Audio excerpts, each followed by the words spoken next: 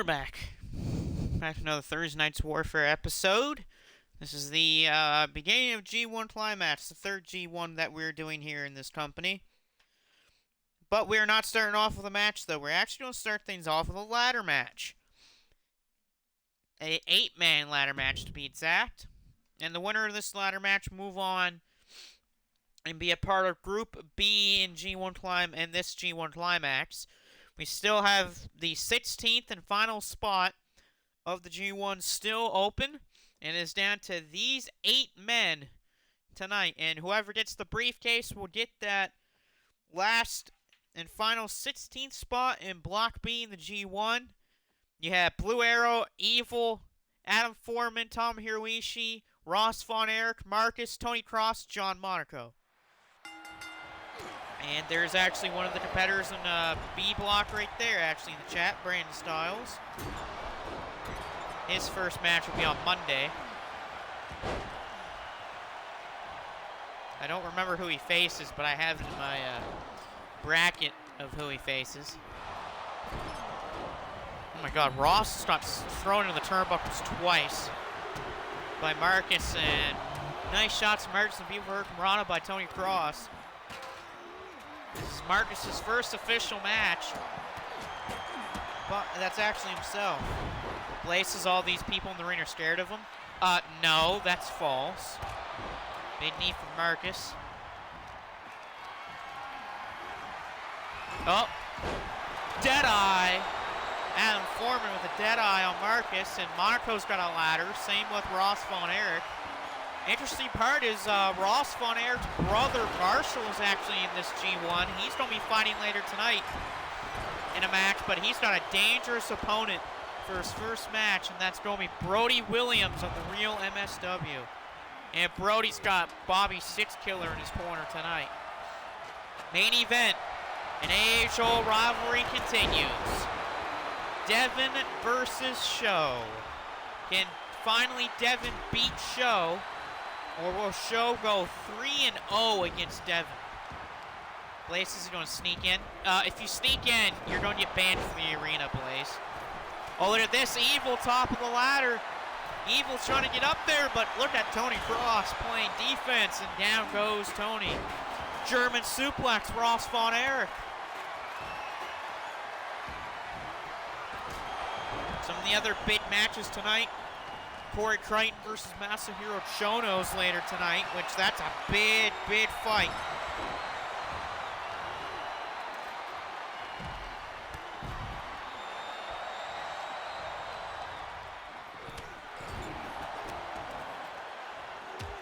Oh, look at this, Monaco. Oh, Monaco falls. Monaco had the briefcase in his hands, but he fell. His grip just wouldn't last.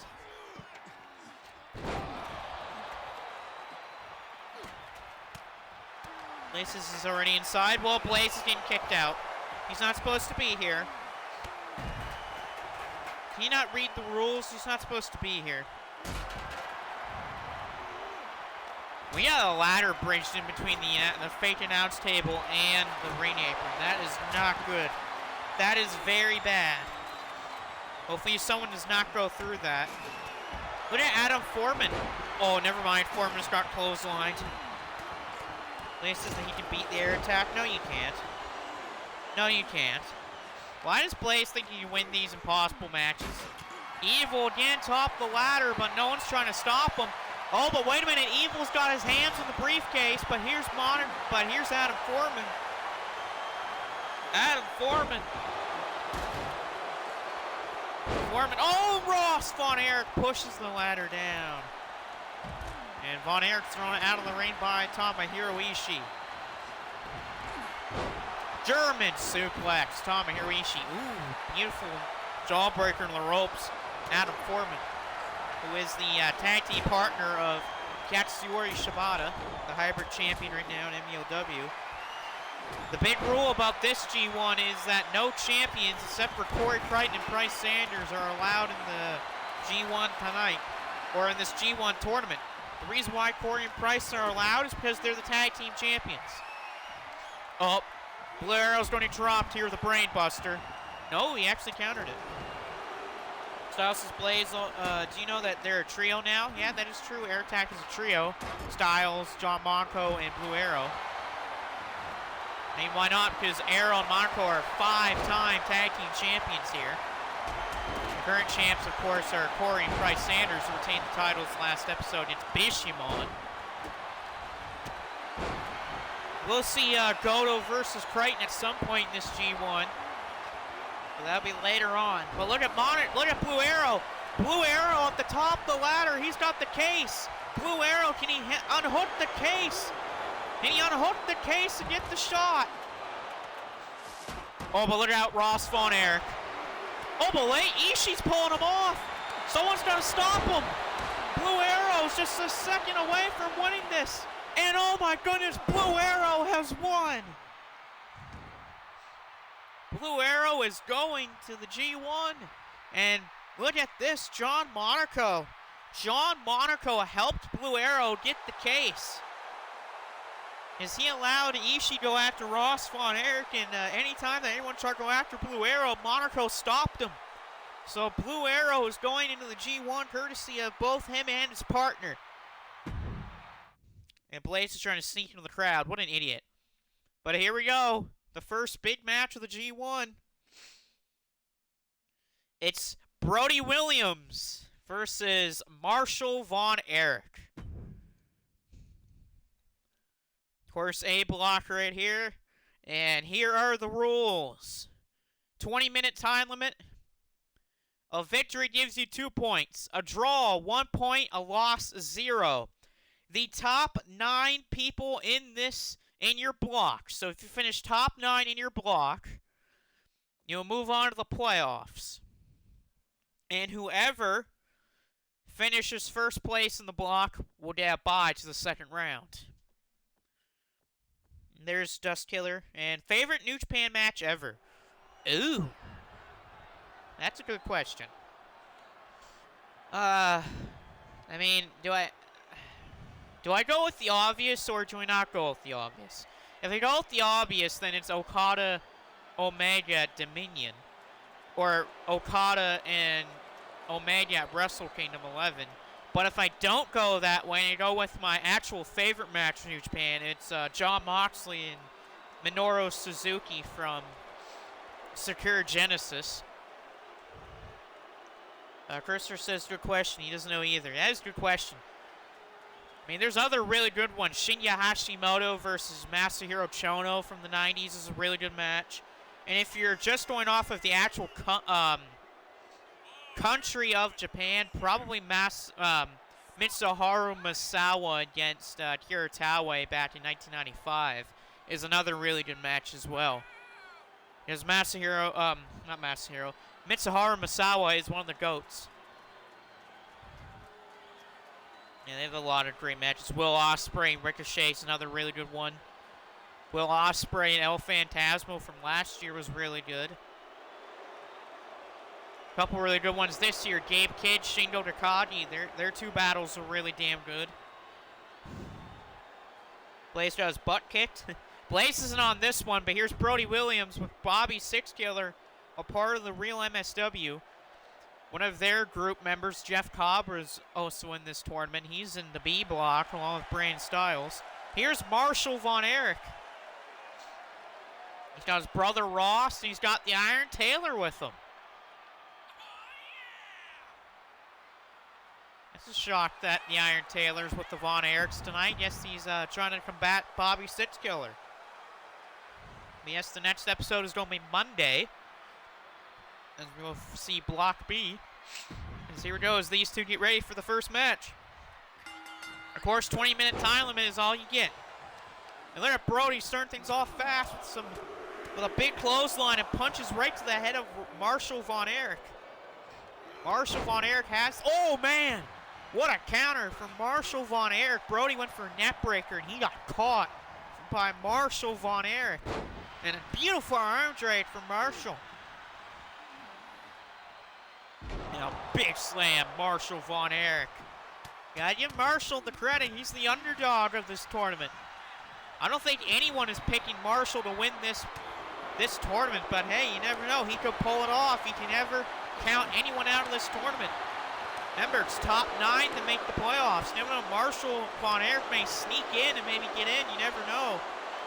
A miss by Marshall, but look at this. Marshall stays on the attack for a counter from Brody Williams. It's been a long time since we've seen Brody Williams, but he came back on MSW 35. And Bobby Six-Killer revealed himself and got the real MSW group together. As he just got involved right there, grabbed the foot of Marshall. And Marshall's dropped with a deep 6. Or a black hole slam, whatever you want to call it. And a kick out for Marshall at 2. Oh, again, biting at the forehead of Marshall Von Erich. Marshall Von Erich is picked up by Brody Williams and drops him, snake eyes. You hope Taylor has fun yet? I mean, Iron Taylor's in real life is on vacation. Yeah, he's on a cruise right now, but of course he'll be over here fighting pretty soon. Whoa, Marshall launched here by Brody Williams. And as Brody don't go to put away Marshall Von Erich. Clubbing blows to the chest of Marshall Von Erich. Just repeated shots. Oh, that looked bad. That might be it right there. And no, Marshall Von Erich kicks out. Marshall Von Erich said, no, it's not over yet. Oh, come on. Bobby just threw a chair in the ring. A good counter, though, by Marshall Von Erich. Counter by Brody. Blaze says he's better than the entire New Japan roster. No, that's wrong. Blaze is definitely not better than a lot of those guys. Even the young Lions are better than Michael Blaze. Counter by Brody. Blaze says he hopes that Marshall loses, but Marshall is fighting back against the massive Brody Williams, the powerhouse.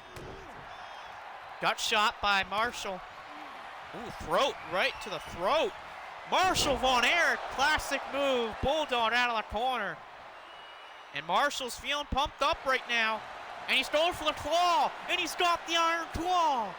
Marshall Von Erich has Brody in the iron claws. Brody don't give up. That'd be crazy. Brody's trying to get it. Oh, wait. Actually, Marshall let go of the hold. But is there a method to his madness? Marshall Von Erich, T-bone suplex. And Marshall, ever since Brody got that clubbing blow to the chest of him, Marshall's taking control of the match, but look out! Oh, Marshall misses. Marshall falls right on his ribs on the floor, and Brody on the attack. It's a good thing it wasn't on that steel chair, courtesy of Bobby Six-Killer. But yeah, I give credit to Marshall Von Erich, despite being outclassed and outmatched. He has stayed in this match longer than probably people thought. Probably even more than what Brody and Six-Killer thought. Because maybe Brody Williams came into this match thinking that this would be an easy victory for him, but it has not been an easy match for Brody Williams. Marshall Von Erich has taken the fight to him tonight. Marshall in trouble. Brody, nice punch, and that's busted open Marshall, but Marshall back to his feet. Oh, he's got him up on his shoulders, though. And down goes Marshall Von Erich in the corner. And now boot walk. Oh, just repeated shots in the corner by Brody. And Brody Williams boots him in the head in the corner. And that could do it. Wait a second, the referee's not paying attention. The referee not paying attention to a kick out by Marshall Von Erich. The referee made sure that that didn't happen there. Off the ropes, Marshall Von Erich with a big clothesline. And a counter from Brody Williams. And Brody's saying it's over right here. Big knockout shot. Brody going up top. Can he put down Marshall? Top rope, got the splash. That's probably going to do it right there. And it will. Brody Williams has beaten Marshall Von Erich, and he's on the board.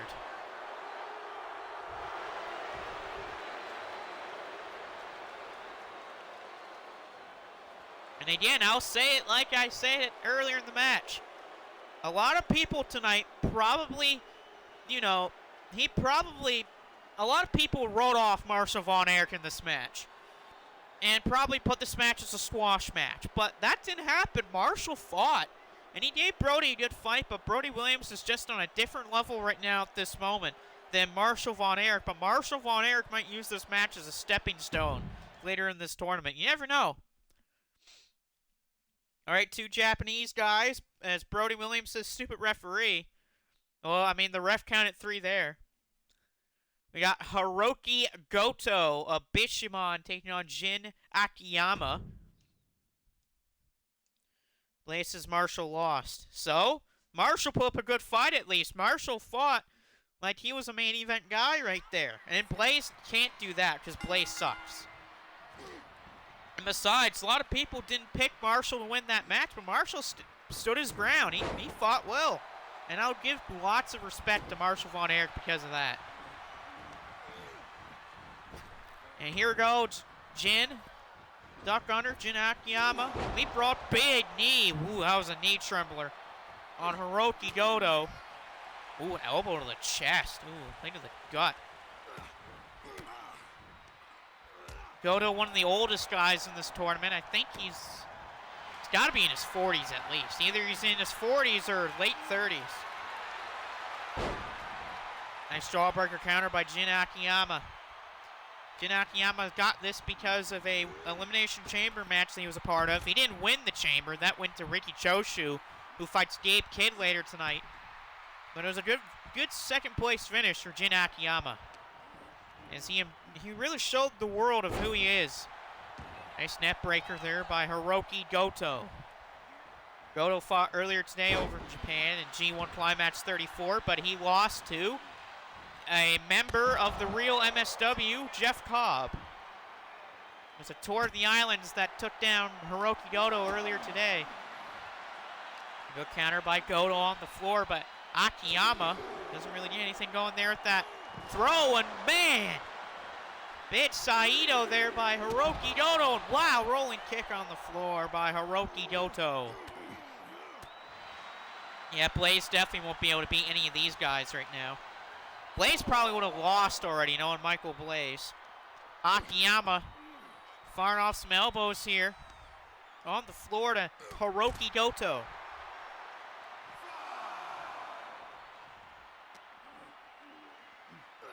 And Goto counters here on the floor. 6 count to both men. We have to count until 20, so don't worry. We have to count until 20. So hopefully we don't get any draws with your count out. Goto throws Akiyama back in. Goto taunting, but down goes Goto. That's why you don't taunt, because stuff like that can happen. Goto trying to stand his ground right now. Goto, though, headbutt. Big headbutt by Goto. Hiroki Goto actually did win a G1 Climax way back in 2008. It was his first ever G1 that he actually won. He's one of the only people to ever do that, to enter G1 and actually win on your first try. Blaze, why are these 2 losers in his reign? First of all, this isn't your reign. And 2, these are not losers.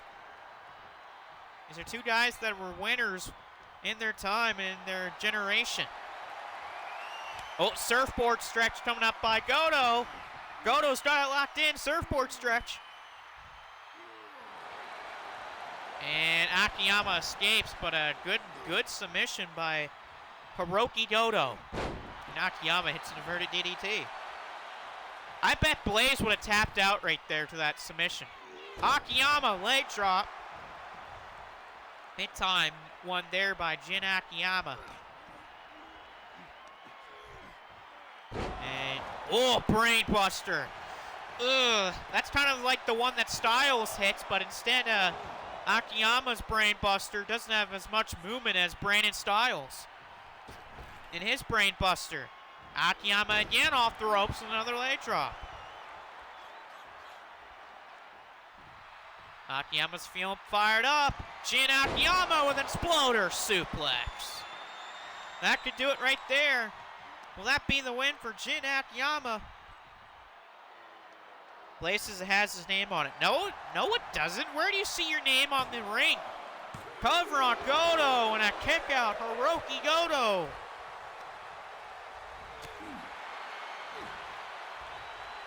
Blaze, don't you dare attack the winner of this match.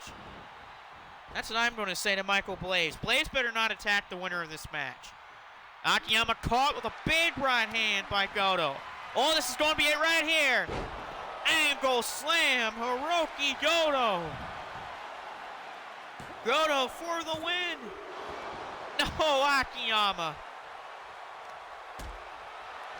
Oh, kick to the head, Jin Akiyama. Blaze is going to try to attack the winner of this match. Oh, God, he better not. And Akiyama with a suicide dive. The Blue Thunder in control of Goto right now, the sliding knee on the floor.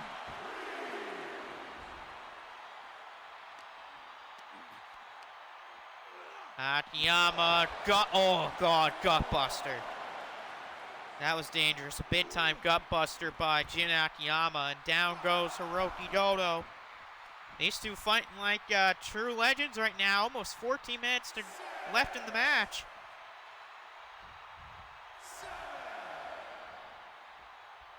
Goto slowly getting up here on the floor. Now back in goes Goto. I'm surprised Goto hasn't tried to go for GTR or GTW. This might be it right here, actually. Hiroki Goto flips him over. Inverted shoulder breakers, he sometimes calls that. But Akiyama right back to his feet. Man alive, how did he get back up so fast after that move? Oh, Jesus, what is this by Jin Akiyama? DDT to the apron. Spiking Goto's head to the apron. A leg drop on the floor. Oh, that will feel really bad. Another leg drop on the floor. Man, you get your head dropped right on the apron, and then what's next? 2 leg drops. Akiyama chops here on the floor, and another one, this time to the back, and a kick to Goto. These two beating the hell out of each other tonight. Big time DDTs, kicks, leg drops, dropping each other on their rib cage. Like, this is crazy. Blaze says that he will no-sell these moves. I don't think Blaze would be able to no-sell any of these guys' moves, especially those leg drops that Akiyama did earlier in the match. Oh, Akiyama. I don't think Blaze could ever no-sell a GTR. I'll say that for sure. Jin Akiyama. Cross body. Big time cross body. Goto kicks out again. Nice twisting cross body by Jin Akiyama. Akiyama off the rope. No counter by Goto. Goto with a clothesline in the corner. Hiroki Goto. Is he trying to sub for GTR or GTW? I think he is. No, he pulls him into a shot to the ribs. A kitchen sink there by Hiroki Goto. And now Goto's going to pick him up. The kick. No, it's blocked. I think he went for GTR, but he got caught. Jin Akiyama. Fisherman's Buster. Brutal on Hiroki Goto by Akiyama. And here comes another gut buster right to the knee. Cover by Akiyama to beat Goto. And another kick out by Goto. Wow, Goto kicking out a lot in this match. We're less than 12 minutes to go in this match. And these two are still fighting. Oh, dragon screw pulling the leg back of Goto. And now Akiyama's going for the knee. He hits this knee, it's going to be over. Bang! The knee by Akiyama. That's got to do it, you have to believe, for Goto. No, he kicked out. He kicked out. Goto kicks out. In the corner, Goto busted open. Akiyama, no, he's blocked by Goto. Counters.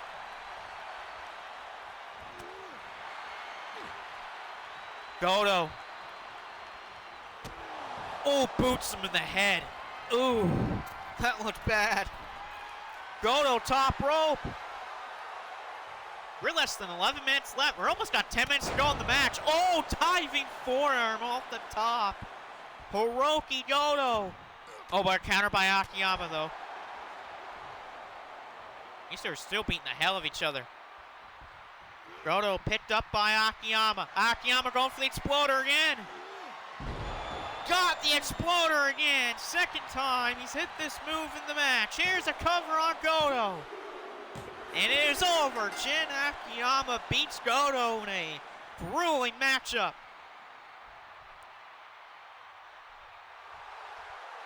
That was a very hard-fought victory for Jin Akiyama. Goto was fighting. He was digging down deep, but he never hit a GTR or a GTW. That's probably why it got Jin Akiyama the win right there.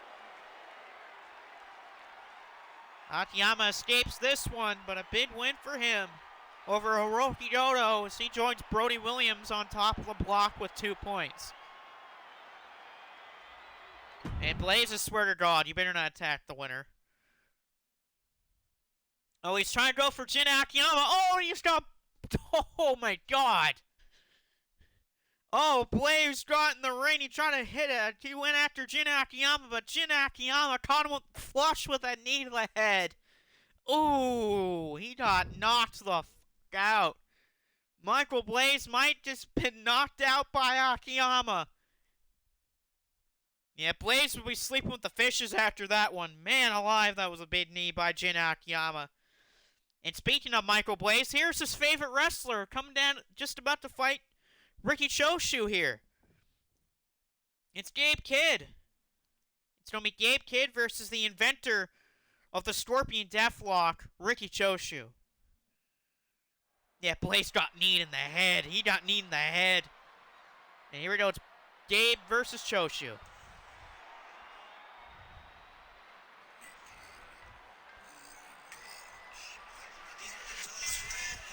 And here's Gabe Kidd.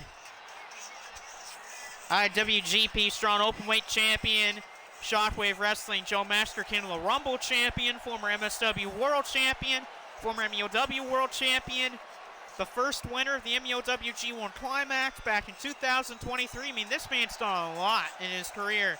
And this man's only like, what, 26, 27 years old? I mean, he did lose earlier today to Evil in G1 Climax 34, and that was all because of House of Torture. If it wasn't for Dick Togo and House of Torture, Gabe Kidd would have beat Evil. But what do you expect when you face House of Torture? You don't get stuff like that. Let's see if Gabe can right the wrong against an absolute legend in Riki Choshu. Choshu's going to be a tough son of a gun to beat, I'll tell you that for sure. Choshu's the guy that invented the Scorpion Deathlock, invented the sharpshooter. He did it before Sting and Bret Hart. Ooh, shot to the back by Gabe Kidd on Riki Choshu early on. This would be like technical versus brawler. Because Gabe's a no-sensical brawler. He'd beat the crap out of you. He's a scrapper. While Choshu just wants to break your limbs or break your limbs by going after every part of your body. With his technical ability. He's probably one of the best technicians in this tournament. Alongside guys like Iron Taylor and a couple others. Oh, knee to the head by Choshu on Gabe. That stunned Kidd. Gabe Kidd got stunned by Riki Choshu. And wait a minute, I'm getting word from backstage. What's going on back there exactly? Did I just hear correctly? Hulk Hogan is attacking Jin Akiyama backstage for hitting Michael Blaze with the knee. Are you kidding me? Are you joking? Oh, vertical suplex, Riki Choshu. Now these big stomps by Choshu is Hulk Hogan. It's not shown on the camera here because we don't have camera to camera here. But Hulk Hogan is attacking Jin Akiyama backstage because of the knee strike they did to Michael Blaze. My question is Blaze going to join Hulk Hogan in attacking Jin Akiyama? I hope not. Here outside of the ring, Riki Choshu in control of Gabe, and oh, he misses the elbow. A big elbow missed by Riki Choshu, and Choshu thrown back in the ring by Gabe Kidd. And the referee holding back Ricky Choshu. That's a dangerous man to be holding back right there.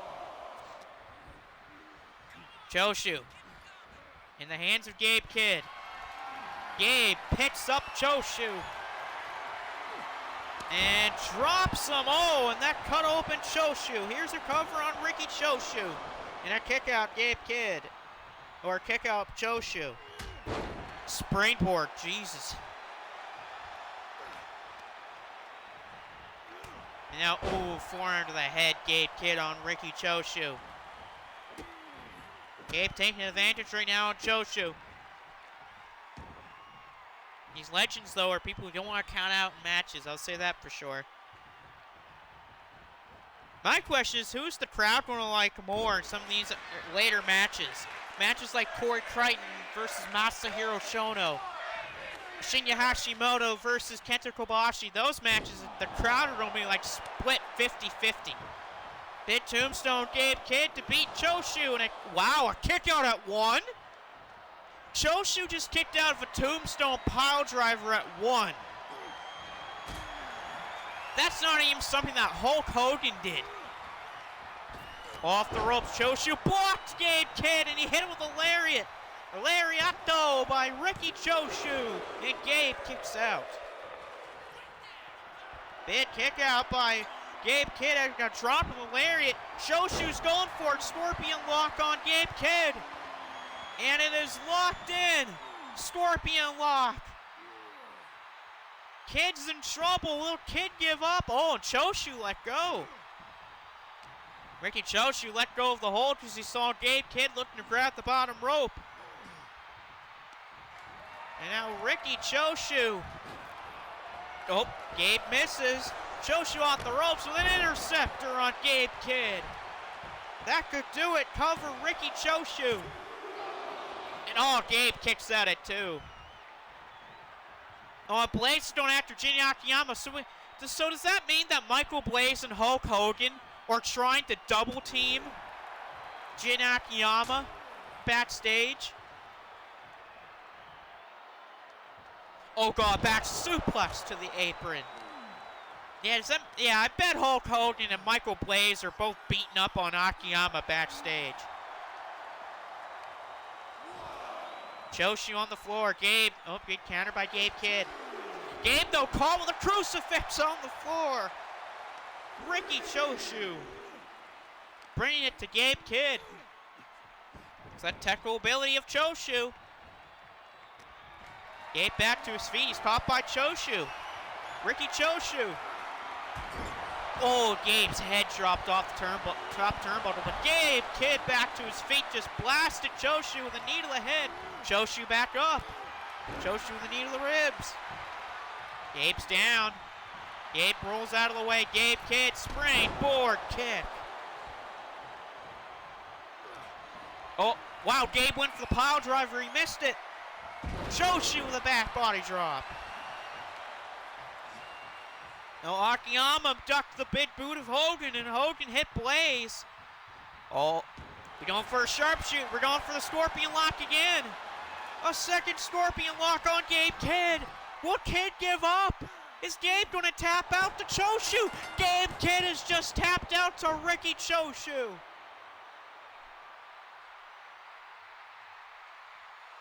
Ricky Choshu has just tapped out Gabe Kidd. Wow, that's a shocker right there that Gabe just tapped out to Ricky Choshu. So that means the first 3 people of the tournament get points are Brody Williams, Akiyama, and Ricky Choshu. That's a big shocker that Gabe tapped out.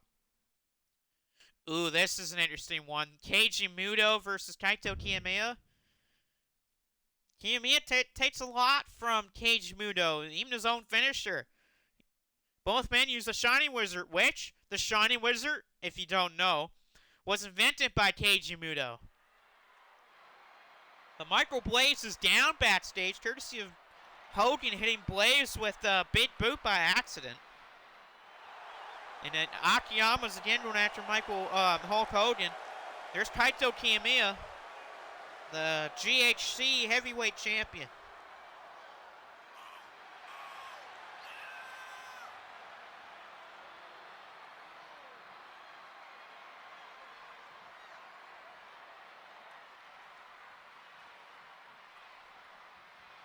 Jin Akiyama just hit Hulk Hogan with an elbow.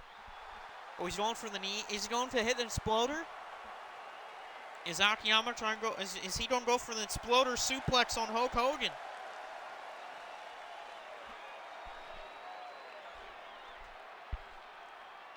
As you see, there's Kiyomiya getting ready for the big one against Keiji Muto. And we haven't seen Keiji Muto ever since, Great Muta beat him way back ago, like 3 months or 4 months ago. But Keiji Muto has returned. As he puts up the his own version of Too Sweet.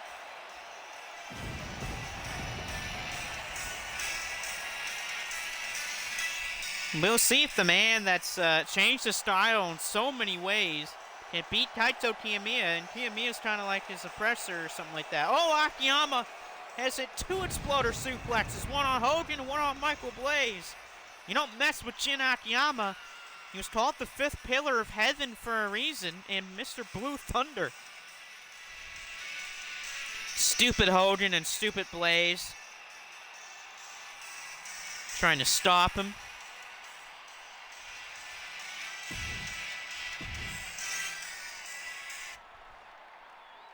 But here we go. It's Keiji Muto and Kaito Kiyomiya. Both guys of Pro Wrestling Noah at one point, too. Because Keiji Muto went to Pro Wrestling Noah when it was kind of just starting out, funny enough. And then he took over ownership of Pro Wrestling Noah when Mitsuharu Misawa passed. Akiyama threw Hogan and Blaze out of the arena. Good for Jin Akiyama. He deserves the attention. Here's another rooted thing. Starting Monday, whenever we have G1 action, the guys of the other block will compete in a trios match. We didn't see it tonight because B block had a ladder match to determine who's the final guy to be in that match, but be in the G1. But on Monday, you'll see some people from Group A all team up. Akiyama's just locked the doors to the entrance. See ya, Blaze and Hogan. Well, I'm liking right now what Kiyomiya's doing. Oh, and Kiyomiya just missed. Muto drops the elbow on the floor. Keiji Muto. Oh. Just driving the back of Kaito Kiyomiya right to the apron of the ring. One of these shots by Keiji Muto. Keiji Muto throws Kiyomiya back inside. Back in the ring. Muto has the arm. Kiyomiya blocks him with a forearm to the face. And Muto's thrown to the apron. But Kiyomiya's blocked with a big shot by Keiji Muto. Keiji Muto gonna drop Kiyomiya right on to the turnbuckle. Oh, he's going for Shining Wizard in the corner? No, he isn't. Drops Kiyomiya right down. And Kiyomiya's trying to get to the corner, but I don't know. Keiji Muto can hit a Shining Wizard in the corner. He's done it before. Kick to the ribs. Muto, sunset flip out of the corner. Beautiful from Keiji Muto. Drops the elbow.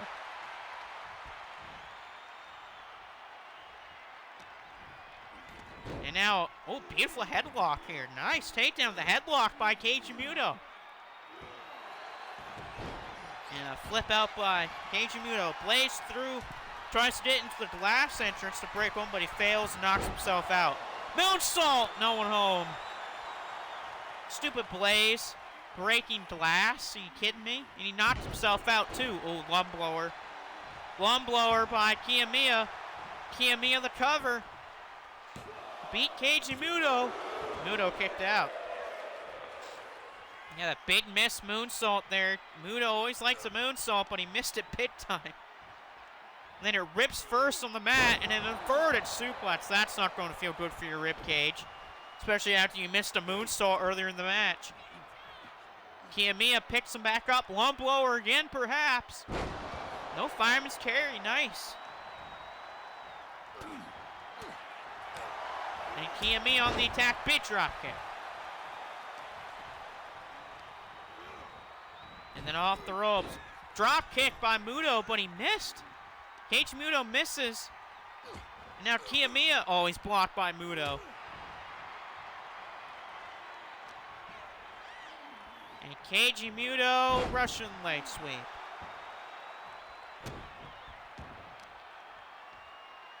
Crack in the neck. And Muto with a camel clutch slam. Right to the back of Kiyomiya. Now Keiji Muto. Oh, don't tell me Muto's gonna go for a dive. Oh my god, he did! Having injured ribs is never fun. Yeah, you want to ask injuries, ask Keiji Muto. His knees have been messed up ever since the 2000s. Ooh, and Kiyomiya's bleeding. Yeah, I don't think Keiji Muto's knees have ever been the same since the 90s. I'll tell you that for sure. I bet they could do like an entire novel or book about how messed up the knees of Keiji Muto have gotten over the year. And it's down to the floor. Again goes Kiyomiya.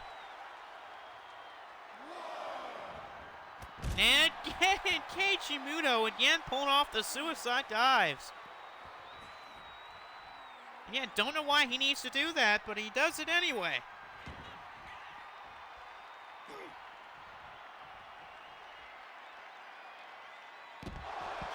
Oh, God! Oh, God-style power driver on the floor. Someone may need to check on Kiyomiya after this match, as he just got power drived on the floor. I think Kiyomiya might... No, he's not out. I was going to say, Kiyomiya got power drived on the friggin' floor. And Muto thrown into those steel steps. Again, those ribs, those damn ribs of Muto have had to be bothering him in this match.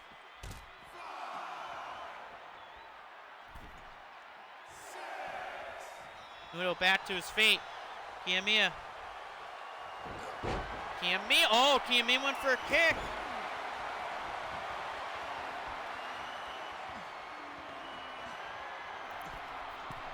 And Kiyomiya top rope. Moonsault! He just hit Keiji Muto's own move on him. Nope, not enough though. Don't care. Muto counters. Muto! Hurricane Rana!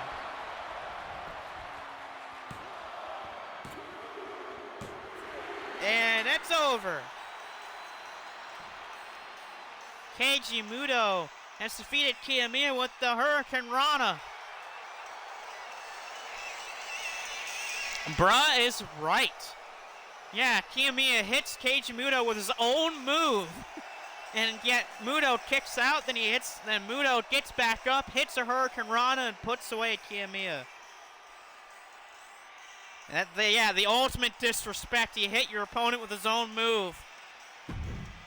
Can you imagine if the match would have been over off that? Oh, God, this is going to be interesting. I wonder how this match will turn out here. Is it Shinya Hashimoto versus Kenta Kobashi? This could be a hoss fight. This could turn into a hoss fight really fast, knowing these two.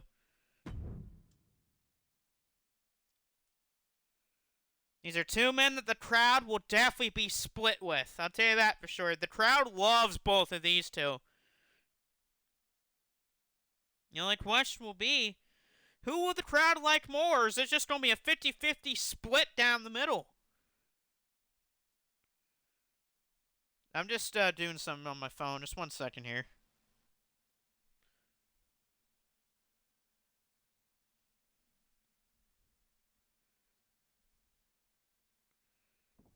Then here we go. We're going to Hashimoto versus Kobashi. Crack in the neck before the match starts. And one of the greatest crowd reactors, or should I say one of the greatest at connecting to the crowd, is coming down to the ring, Shinya Hashimoto. Usually when it comes to New Japan and those three musketeers in the 90s years, always everyone talks about Muto, and Masahiro Chono, but they hardly talk about this man right here, Shinya Hashimoto. I'll probably say out of all the three of the original Musketeers, I would say Hashimoto had the best championship title reigns of the three. I mean, the dude with the title was very good. Draw crowds, reacted to the crowd. He got the crowd to react to him, connected to them, and it put on some stellar matches. But there's one issue. You're facing one of the greatest of all time right here.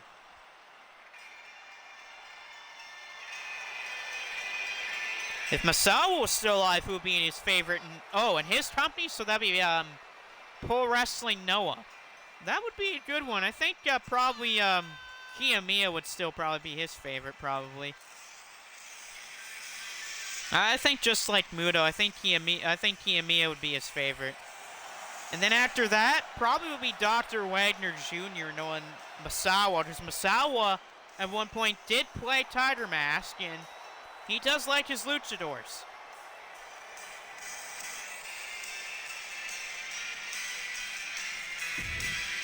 And not only that, I got a pretty good feeling if Misawa was still alive, I think you would have Kobashi as his right-handed man with him. I mean, Kobashi is still alive today. Can you imagine those two running our company together? But here's Hashimoto. He's going to start things off with grabbing Kobashi. And look at these shots to the back of Kobashi early on by Hashimoto. This is going to be a hoss fight. Big boys, big moves, and crazy. Probably going to be a crazy finish tonight. Both way different styles. Let's say that for sure. They're completely different. Kobashi's is like right in your face, striking and beating the crap out of you. Well, Hashimoto just wants to, keep you to the ground. Wants to make sure you can't get back up to your feet with power moves. Oh, beautiful springboard. Yeah, Kobashi and Misawa and a company together. Yeah, running a company, yeah. I don't know if Misawa would actually still be alive today. I mean, his injuries were really bad. So I bet Misawa would probably have to use a cane if he was still alive today, or a wheelchair. And that's just because his knees, kind of like Kobashi, are so bad in Muto's. But I bet they could probably still walk. But they'll have to get surgeries and stuff like that. Shot to the back here by Hashimoto. He's bringing it to Kobashi. Another shot in the gut. Now, if Kobashi would have lost to Marcus last episode, then Kobashi would have definitely been in this G1 because it's Mitsuharu Misawa after all. Misawa's the GOAT, so he definitely should be in these tournaments. But because Misawa's the world champion, and in this G1, there are no champions allowed except for the tag team champions, well, Misawa can't be in this tournament. Big miss there by Hashimoto, and Hashimoto thrown to the floor by Kenta Kobashi, who was feeling it. And you do not want a guy like Kobashi feeling it. I mean, this is the man who, by the way, invented the burning hammer. And everyone knows how dangerous the burning hammer is. Hell, even the originator of the move, Kobashi, even knows how dangerous the move is. The man only pulled it out 7 times in his whole career. Back into the ring thrown is Hashimoto. Burning lariat. Caught him flush. Here's a cover. And no, a kick out Hashimoto. Hashimoto kick to the back. And Kobashi's feeling it. Kobashi said if in his first big main event of this tournament, he's going to bring out the black trunks and the knee pads and the boots, just like the time when he had one of the greatest championship reigns I've ever seen in my life, and that was when he was GHC heavyweight champion back in 2001. Yeah, I did see that. Kobashi, another snake eyes to Hashimoto. Here's our cover. As you see, like I said earlier, the crowd is split down the middle between these two men in this matchup. Kobashi kick to the arm. Wow, Kobashi up top. Kobashi diving leg drop.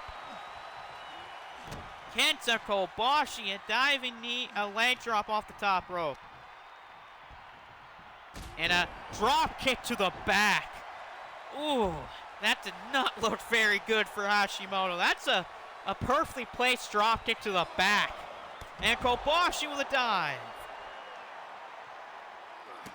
That's like a drop kick. That's not only just a drop kick to your back.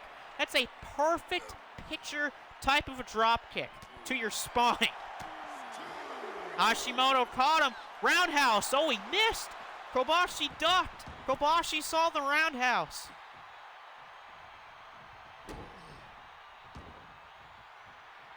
Oh, yeah, Kobashi's the best chopper in the entire history of wrestling. Kobashi moonsault. Kenta Kobashi moonsault. Oh, Hashimoto kicked out.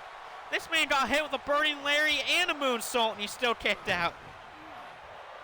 Kobashi. Oh, God, Gorebuster. Oh. And Kobashi's definitely the best chop artist in all of wrestling history. Here, I'll say this. For as good as the Attitude Era was, the Attitude Era has nothing on mid-90s, late 90s, and early 2000s Japanese wrestling. With how many great wrestlers were in Japan, and how many matches they were just putting on day in, day out. Like, the Attitude Era had nothing on them. Cover off a double DDT, and that's a victory. Kenta Kobashi.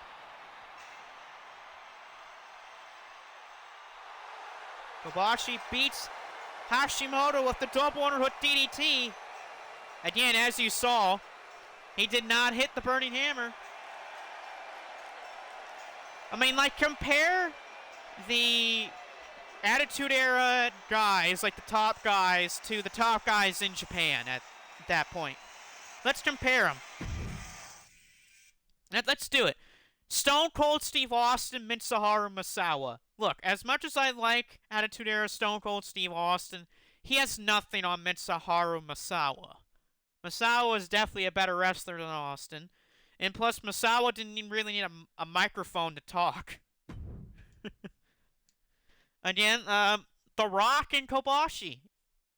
Sorry, Rock, but Kobashi's better than you.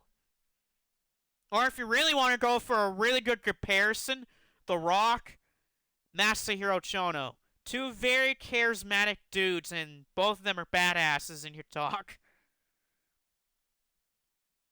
Speaking of another badass, Genichiro Tenryu. Yeesh. Don't want to meet that guy in a back alley, I'll tell you that for sure. And look who he faces, though. He's facing Dan, a Revolution member. Each block has two Revolution members. You got Dan here in Block A with Devin. Devin's going to be in your main event against Sho tonight. And then in Block B is Brandon Styles and Iron Taylor. So it'll be good for Revolution to try to win this G1, but they're both in very tough blocks. Both blocks have kind of like their own style. Block A is like a legend block. You have a ton of legends in this. While in B, you have a lot of MSW and Shockwave Wrestling talent in that one block. I think like 90% of Block B is MSW Shockwave wrestlers. Like Matt Bennett, Styles, Taylor. Yeah, you won't want to face any of the Japanese wrestlers from the 90s. Yeah, each of them are way different than the other. It's either you get knocked the hell out, you get the trash, you get trash talk to hell and back, or you just face really charismatic guys that the crowd loves. But out comes Dan pretty soon out of the door. Get ready for this matchup against Genichiro Tenryu. And there's Dan. Member of CTL, MSW, And who knows, maybe Shockwave might be coming knocking at the door of Dan the Man's place about trying to get him into the company. Because Dan's pretty damn good. You can always tell talent whenever you see a guy walking through a door like that. And Dan's got that talent. But there's an issue. He's facing a freaking knockout artist. And the knockout artist is a guy who takes no for an answer. Or it doesn't take no for an answer. Genichiro Tenryu. This guy right here, Genichiro Tenryu, was the guy who was the main guy in All Japan before Mitsuharu Misawa was the guy. So that's pretty interesting passing the torch there. You go from one guy like Genichiro Tenryu, who's a complete badass, to a GOAT in Mitsuharu Misawa. Yeah, you definitely can see why there's a pass in the torch there.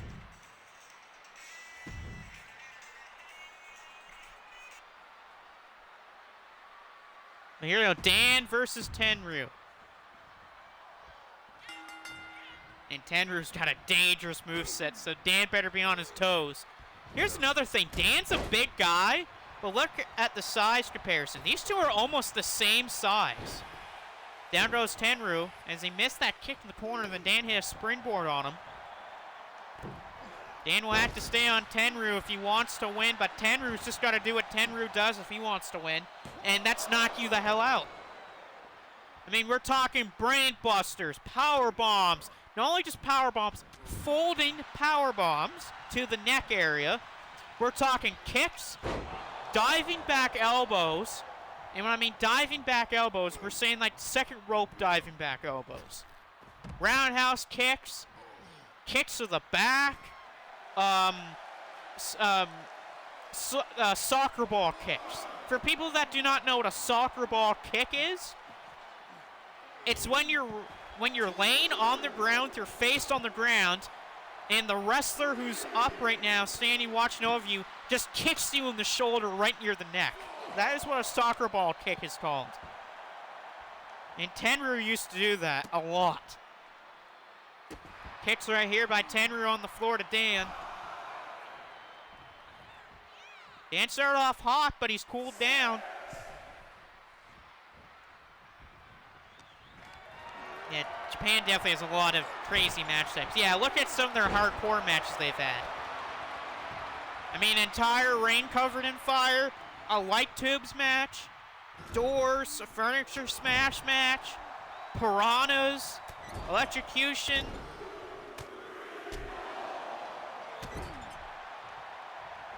A match where the only weapons in the whole match were the chairs of the crowd.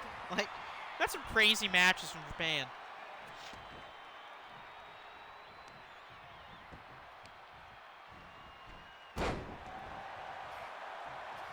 Nice shot to that leg by Dan the Man on Genichiro Tenryu. More shots to that leg. Smart idea by Dan to go after the leg of Tenryu. Because it will take his kicks away, and those kicks are a very dangerous part of Tenryu's offense. Oh, counter though by Tenryu. Dan's in trouble now though. Tenryu throws Dan in the corner. We might go for, oh, we're going to see it maybe. Never mind. Oh no, we're going to see it perhaps. No counter though, Dan. Dan counters Tenryu.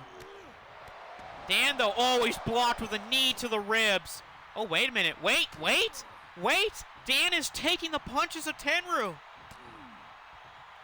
Uh-oh, Tenryu's in trouble. Dan's fighting back. Oh, Dan counters. Dan's taking control. Dan's taking control. Leg drop. Oh, big boot. Leg drop. Someone call Hulk Hogan, because Dan just did a better leg drop than his. And now Dan's going to try to win it right here. Vertebreaker. Vertebreaker on Tenryu. That might do it. Dan could beat Tenryu. No, he hasn't. He has not beat Genichiro Tenryu. Tenryu got greedy, and that almost cost him the match here against Dan. Dan Vertebreaker. No, he's blocked by Tenryu. Off the ropes, Tenryu. Oh, bear hug suplex. Jesus. Oh, axe handle to the back. Ugh, that didn't look good for Dan. German suplex. Tenryu dropped that German by Dan. Dan, nice overhead shot. Dan staying in control of the Nitro Tenryu. It was that counter off that top rope back suplex by Tenryu that got Dan to where he is right now. Odin says, that's my move, brother. Cover, kick out, Tenryu. Yeah, Dan stole your move, Odin. He did better than you. Oh, vertebreaker again. A second vertebreaker on Tenryu. That's gonna do it. You have to think that has to do it. Cover by Dan. Dan wins.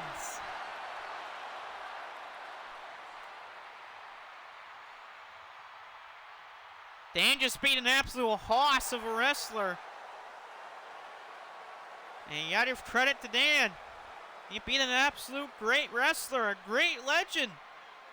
And Dan with 2 vertebreakers puts him away. Dan's on the board. He's on the board early. And it helped Dan make playoffs. You never know. But that's a good win for Revolution right there in the eyes of the world.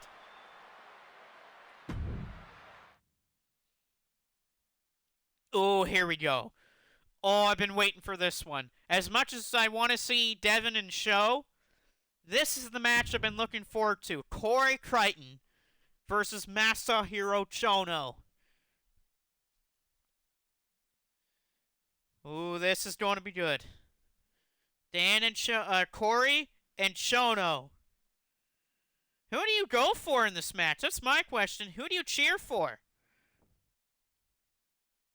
Because here's my answer. I don't know. I don't know who to cheer for. Do I cheer for Corey Crichton or do I cheer for Masahiro Chono?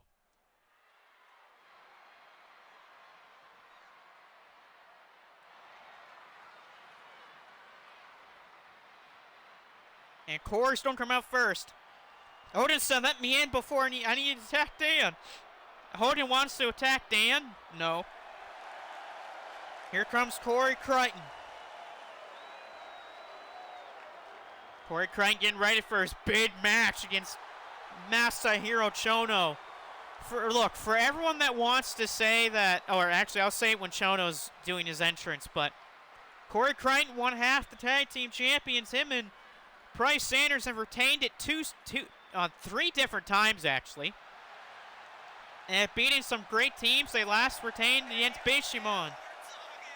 But will Corey Crichton beat one of the absolute charismatic wrestlers of all time in Masahiro Chono?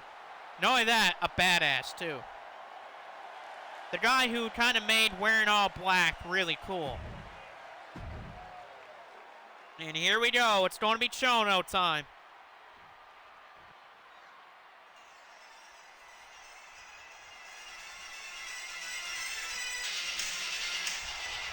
And here he is.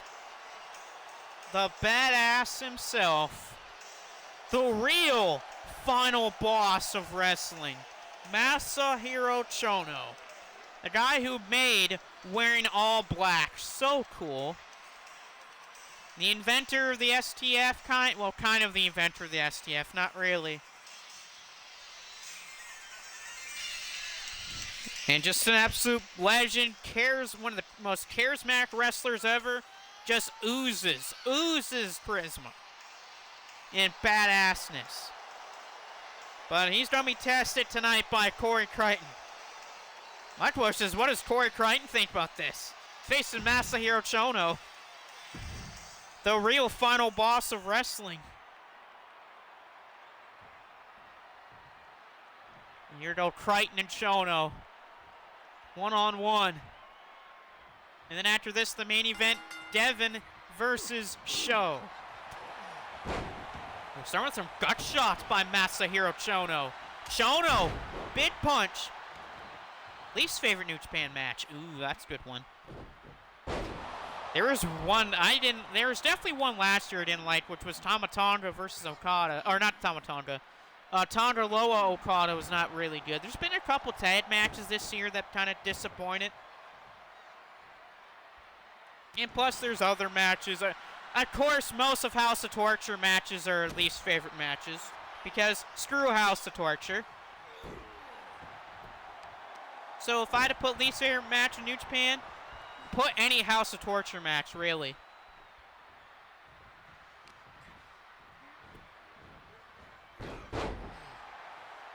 Good counter there by Chono. And a shot to the arm.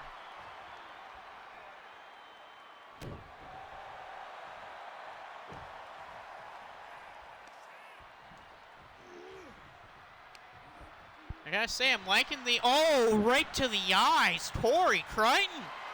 Wow, Crichton pulling out an old page from his heel book right there, and the right to the eyes of Chono. Snake eyes, and Chono back to his feet, but Crichton always blocked. Uh-oh.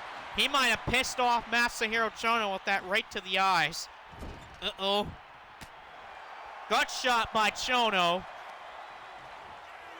Now Chono throws Corey's head into the turnbuckle. Counter, though, by Crichton.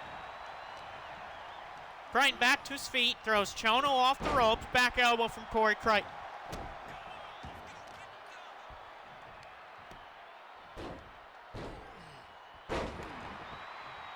Yeah, there are matches. I know there's a Will Ospreay match I didn't like. That I wish I would have, but I know I didn't like. I think it was one of his early matches.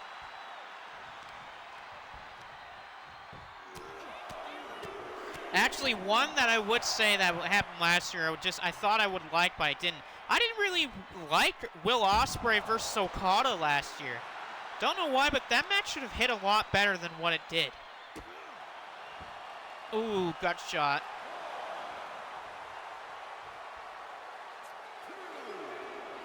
Chono on the floor, Crichton.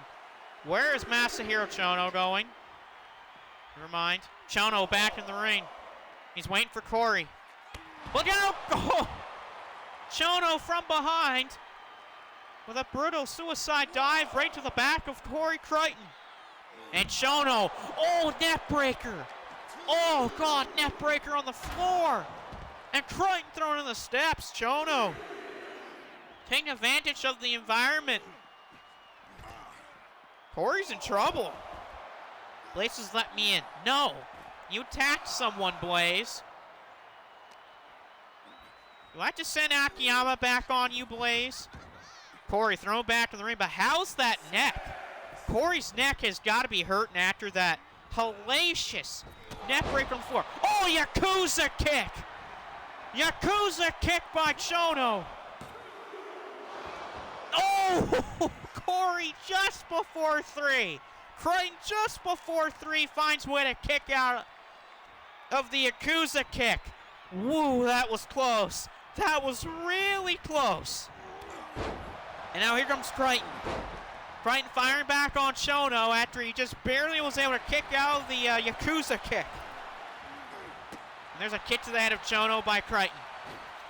Crichton springboard drop kick. That being enough to put away Chono. I think Chono's foot is under the bottom rope, and a kick out by Masahiro Chono. Chono counters. Chono. That's Crichton. Chono puts him on the ropes. Chono. Back suplex. Corey's in trouble. Uh-oh, STF. STF. STF by Chono. Chono's got it locked in. STF. Corey's trying to find out. Can Corey escape? Oh, he is. He's trying to. Oh, he got the elbows. He got out of the STF. Well, that did damage to Corey Crichton. Bang! Super kick. Crichton with the super kick on Chono. Oh, wow. What ring awareness by Chono. Grabbed the bottom rope and the referee with a good call. Oh, Jin Akiyama threw a sledgehammer at Blaze and Hogan. Hogan ducked it, but Blaze got hit in the face with a sledgehammer. Ooh. Corey on the attack, but he almost, again, he just got out of the STF. And Chono grabbed the bottom rope to stay alive. We got a jaw wrench here on the floor to Chono.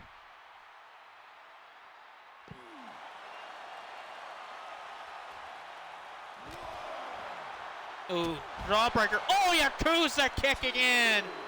Yakuza kick on the floor by Chono. I think Corey might be out. Corey might be knocked out by the, oh, STF on the floor. We got an STF on the floor. Corey taps out on the floor to Chono. Wow, Chono with the Yakuza kick and an STF on the floor on Corey Crichton. Crichton's in trouble. He's on Dream Street right now, Crichton, though, back to his feet. Chono went for a Yakuza kick again. Stopped, though, by Corey. Jin Akiyama threw another sledgehammer, and Hogan got hit this time. Jaw wrench into the ropes there. Corey Crichton, sleeper hold on Chono. Sleeper hold on Masahiro Chono, but Chono escapes. Chono throws Corey on the ropes. Corey on the apron of the ring. Chono stuns him into the ropes. This is getting very dangerous here. What is Chono doing at the top rope? Masahiro Chono, top rope diving, double axe handle. Oh, God, knee to the side of the head. Ooh. And now kicks him in the back of the head, too. Chono is just relentless here to Corey Crichton. Knees him to the side of the head. Man alive, Corey's head and neck are just getting targeted like crazy in this match by Masahiro Chono. Chono flexing here on the floor. Corey might be actually knocked out. No, he's not. He's getting back to his feet, but how much does he have left in the tank right now against Masahiro Chono? Jin Akiyama says, stay away from this company. What again, Chono? Corey Crichton is lucky that this match is not staying in the ring. Because if this match was in the ring, I think Corey might have been done already. Yakuza kick? Nope, never mind, he didn't get it off in time. Chono is dropped on the top rope by Corey Crichton. Corey is caught with a big kick there. Yakuza kick again. Third one. That's it. Masahiro Chono is beating Corey Crichton.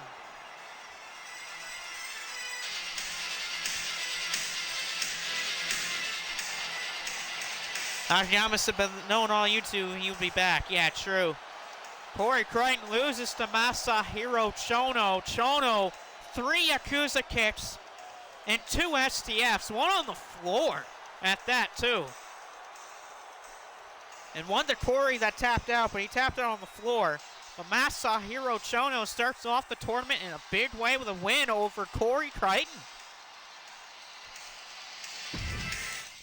Oh, but this is the match that everyone's been waiting for tonight. Devin the Bandit and Sho continue their rivalry. Can Devin beat Sho? Or will Sho go up to 3-0 against Devin? Devin needs this win tonight against Sho. He needs to beat Sho. Devin has never beaten Sho one-on-one, even though they've only faced each other twice one-on-one. But he needs this win. He needs to beat Sho. He can't let Sho continue to dominate the rivalry between these two men. Not only that, but the House of Torture versus Revolution thing. Because it feels like whenever Devin has his friends with him, when Devin has backup, they can all beat House of Torture. But Devin has never beaten Sho one-on-one. And he needs to do it tonight. He has to. Because I don't know if Devin will get another better opportunity against Sho than right here, right now.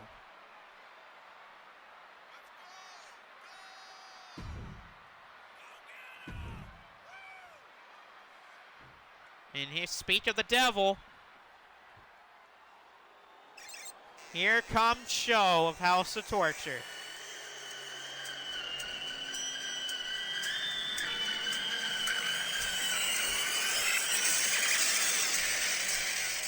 Everyone's least favorite wrestler. Look, Michael Blaze had his time in the sun. He had his time to shine, but basically Michael Blaze has fallen apart. and he's laughed at. He's being mocked at all the time. But yet here comes someone like Show.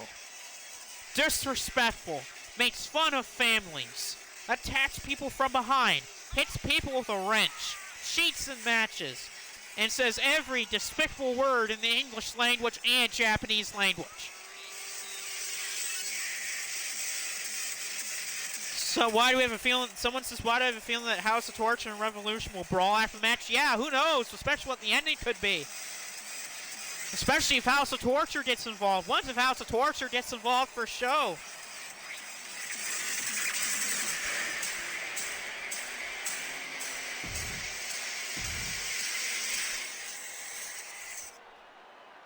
But here we go.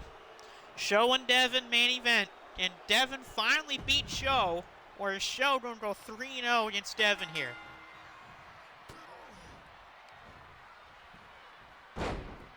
German suplex early on by Devin. He's going to go with a ripcord. Got him. And Devin's here for this main event match against Show. Counter by Show. This is the first main event of the G1 here, of the new G1. Devin versus Show. We had an amazing match, by the way, in the last two matches, which were Crichton versus Chono and Hashimoto versus Kobashi. Those were both great matches. Well, here we go, Show and Devin. Neither Revolution or House of Torture are in their corners tonight, and a big Instaguri in their corner by Show. Devin says he'll swear to God if he loses, and what a springboard early on by Show. Show to beat Devin for a third time, and a kick out by Devin. Now, Revolution are currently 1-0 in this episode, because Dan did win his match earlier today. The question is, will that give Devin momentum to beat Show? Nice kick in the corner by Devin. Exploder out of the corner by Devin. And here comes Devin with these stomps. Stomping away on Show.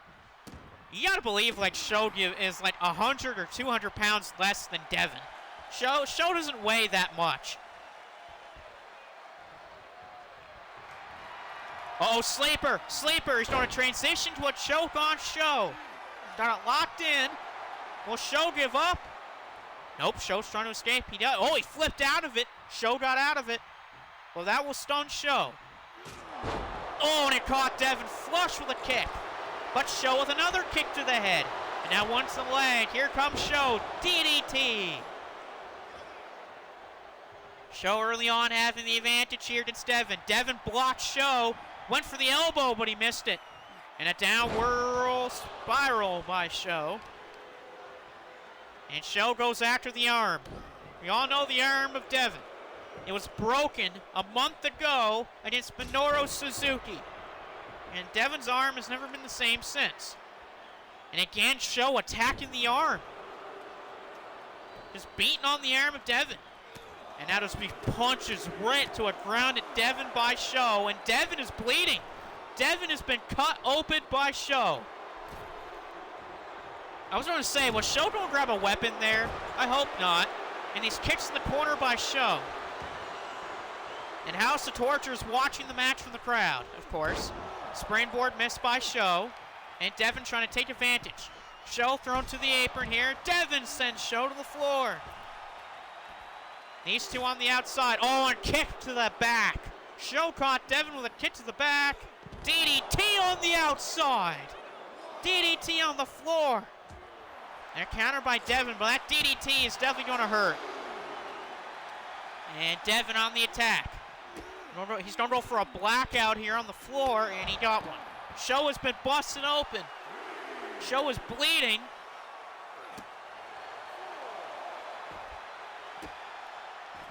And now Devin staying on the attack of Show. He's got the arm. And, ooh, around the arm of Show. That's going to make it harder for Show to hit a shock arrow. And a Hurricane Rana on the floor.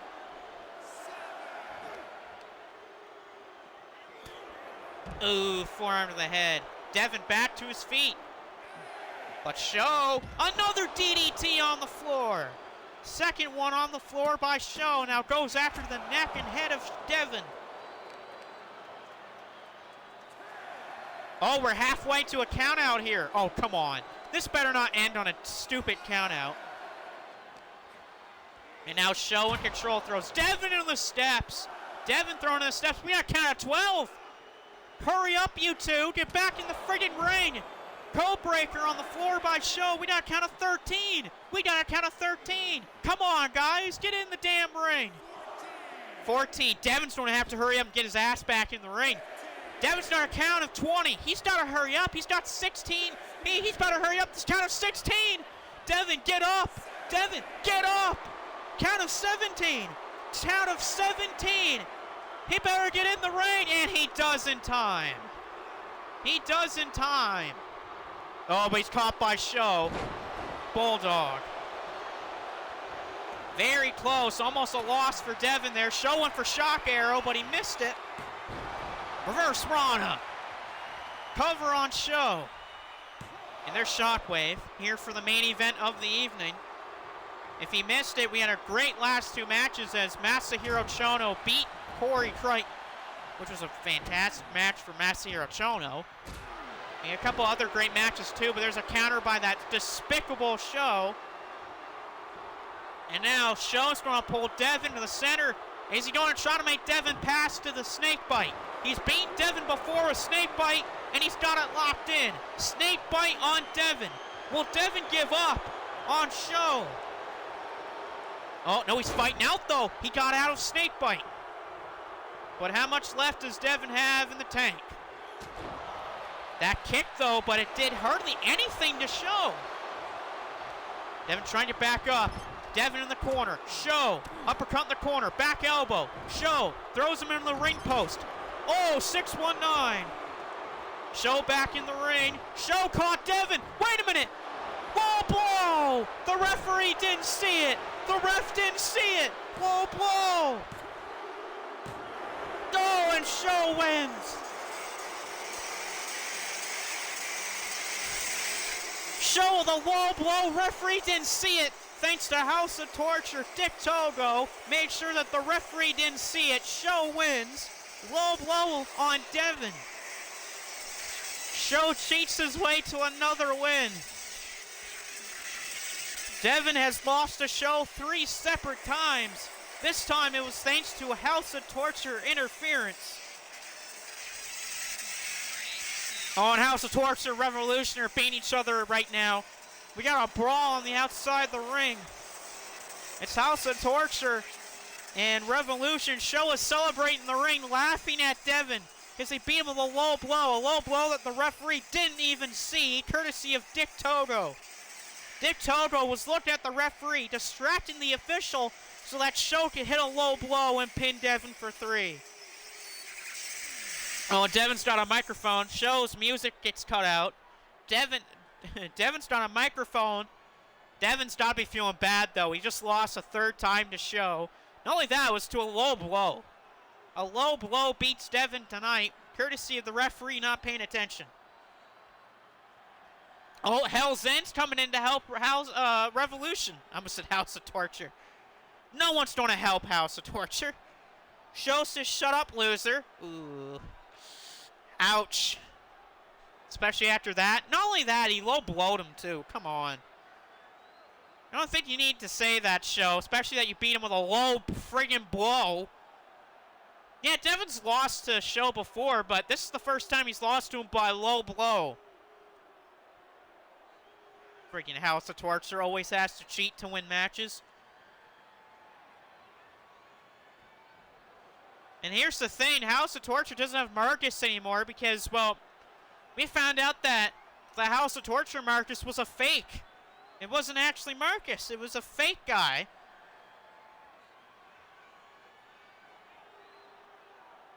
Devin's a screw you Show, and he didn't back up, and Marcus is coming out. Well, here's the thing. Marcus isn't with House of Torture anymore. He got rid of his version of House of Torture. Oh, Brimstone's trying to beat Show with a keg. Uh-oh. Oh, but Brimstone better look out because Dick Togo's got some steel wire. Togo's got steel wire right now, and some referees trying to break the brawl, but Togo's grabbing at the neck of Brimstone with a steel wire. He's trying to choke Brimstone out with a steel wire. Because, why not? It's Dick Togo. And as that's happening, Show's grabbing his wrench. He's just about to hit Brimstone with the wrench.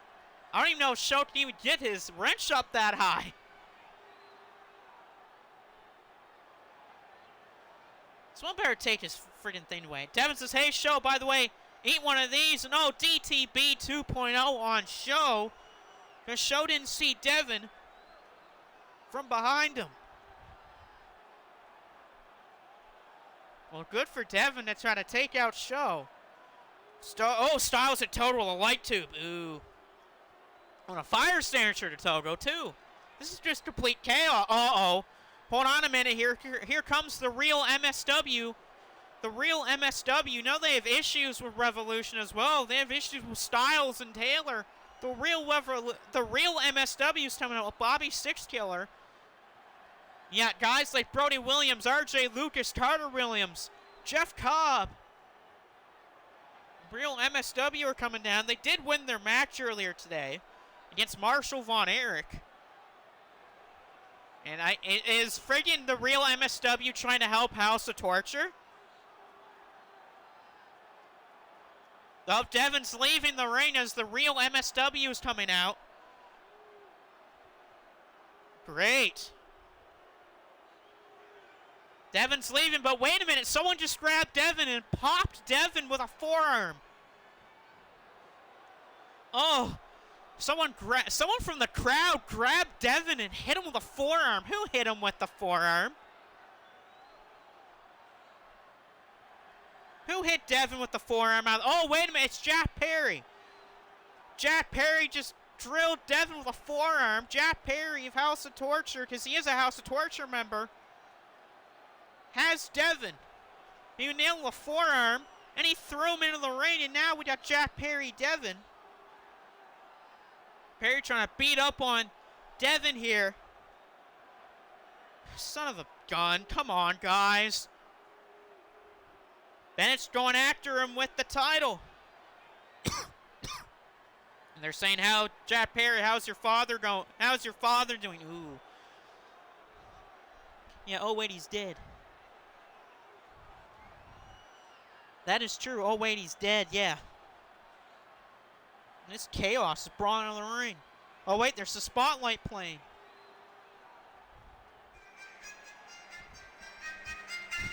Oh, crap. Devin might want to turn around. Devin may want to get out of the ring. Because there's only one man's music who this is.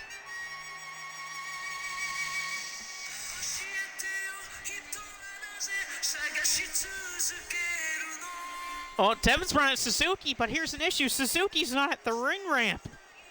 Suzuki hasn't shown up yet.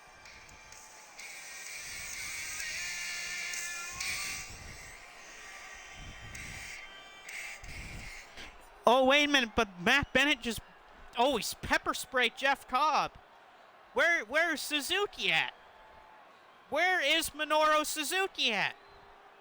Devin is wondering where he is. Oh, wait a minute. Devin doesn't realize it, but someone had a camera who was filming the match. Just took off a disguise. He threw it away. It's Suzuki. Suzuki just grabbed Devin from behind. He's trying to put him in the choke. He's trying to put Devin in the choke because Devin didn't realize that Suzuki was disguised. This has been hell broken loose. You know that Suzuki and Devin fight tomorrow. And, oh, he's trying to put Devin in the arm again. Devin says, get the hell off me. Oh, Devin just passed out to Minoru Suzuki. Suzuki just made Devin pass out. Thanks to that choke of Suzuki. And Suzuki's leaving. And Suzuki says to play his music again. Okay. It's Suzuki. I'm not going to hesitate twice.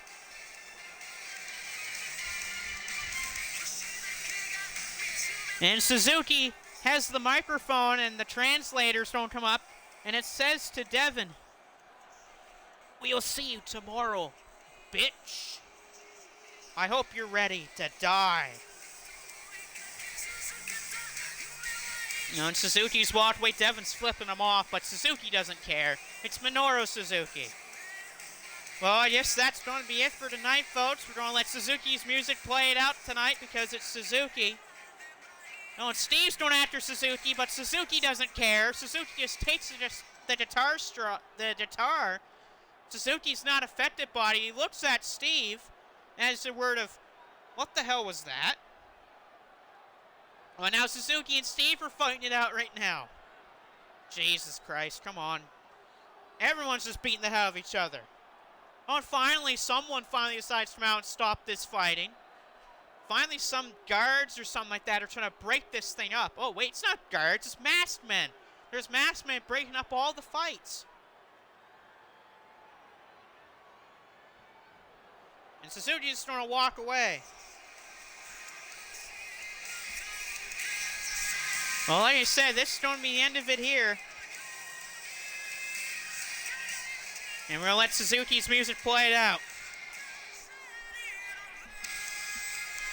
Well, that will be the end of the first episode of this G1 Climax. We'll be back Monday for the first matches of Block B.